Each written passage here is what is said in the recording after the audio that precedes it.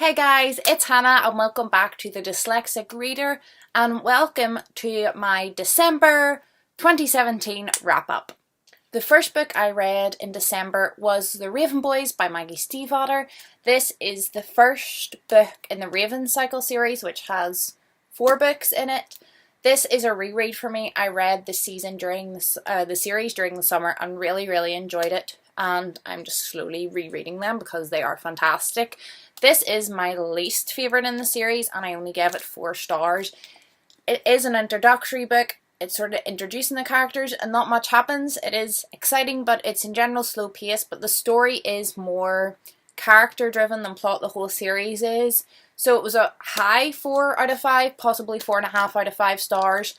It is my least favourite of the series, but it is still incredible in my opinion. I then read A Christmas Carol by Charles Dickens. I'm sure you all know what this is about, and it's an absolute must read for me in December every single year. It is only a wee short novella. It really, if you are looking to pick this up, possibly next year or at any time, it is very accessible language. Some people are put off with it because it's Dickens, it's a classic, it's very short. You could read it in a night and the language is not difficult. Trust me, it is worth the read. It is super fantastic. The next 2 books I read were related to A Christmas Carol. The first was The Last of the Spirits by Chris Presley. This was again a reread for me. It was a month of rereads kind of. And this follows the story of 2 orphans in Victorian London, and it's Christmas Eve night and it's the whole night while all the ghosts are happening to Scrooge, and it's just their story and how they tangle in. I love stories where characters pass crisscross and they don't even know, but you know, and that's kind of what this is, and it's absolutely lovely. It's moving, it's thought-provoking, it's well written, and all the little loose ends all tie up very nicely at the end, and it's also a really enjoyable read.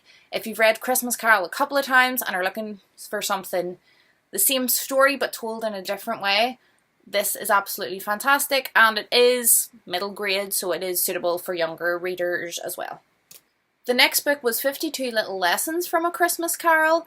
This is exactly what it says on the tin. It is 52 little lessons, only a page or 2 each, and it sort of just takes a part of the story and then talks about it and what we can learn from it. I give this a 3 star because I found some of them I had already, when reading the book, thought about myself. Some of them I thought were a bit silly, and some of them I thought were good and I hadn't thought about it that way before and it made sense, so I gave it a 3 star, right down the middle. Some were okay, some were bad, some were good, so 3 star down the middle. I will tell you that it is kind of Christian based.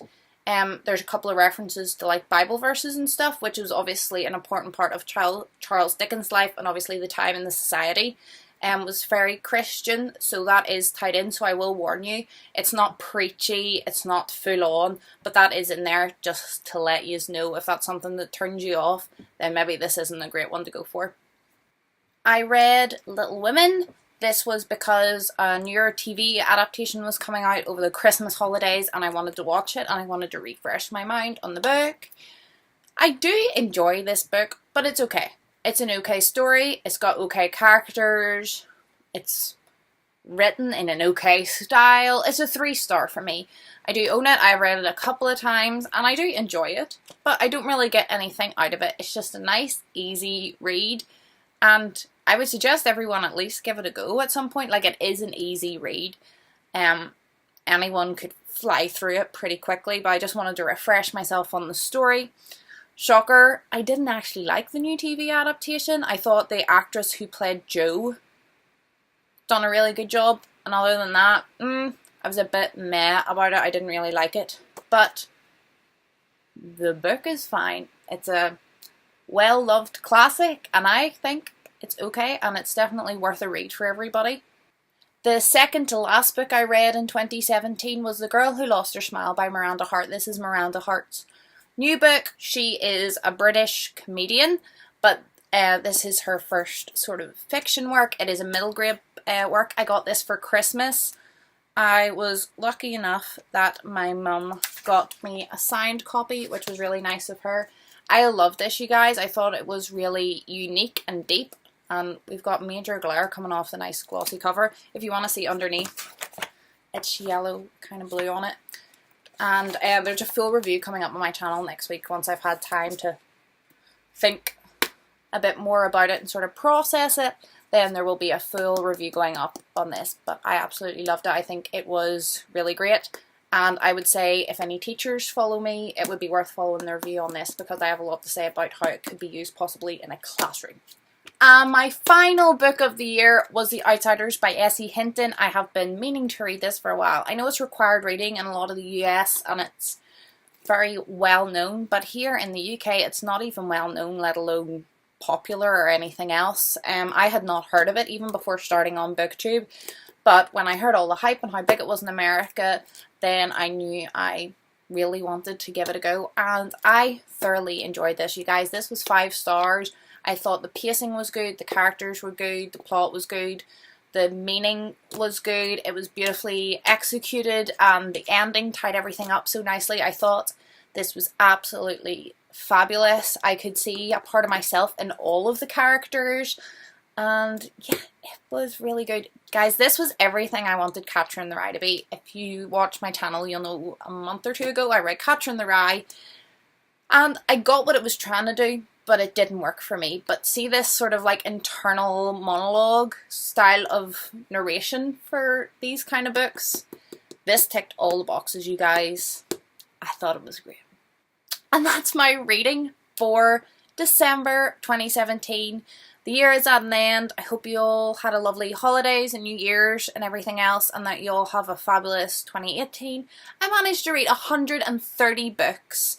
This was my 130th book. I started another 2, but I haven't finished them yet. So 130. I set my Goodreads goal at 30 because I read 27 books last year and I wanted to read 30 this year, and I read 130, you guys. It's so crazy. I've had a great year just on BookTube and meeting you all and making what I consider really good friends with some of you, and yeah, so excited. So that's us. It'll probably be the new year when I post this. I'm recording it on the 1st, so it'll maybe be up on the 2nd or 3rd if I get time to edit. Life's crazy, I'm sure you all can relate to that. And that's us. I hope you all have a great reading year and a great in general year, and I will hopefully see you in some of my January videos. Goodbye.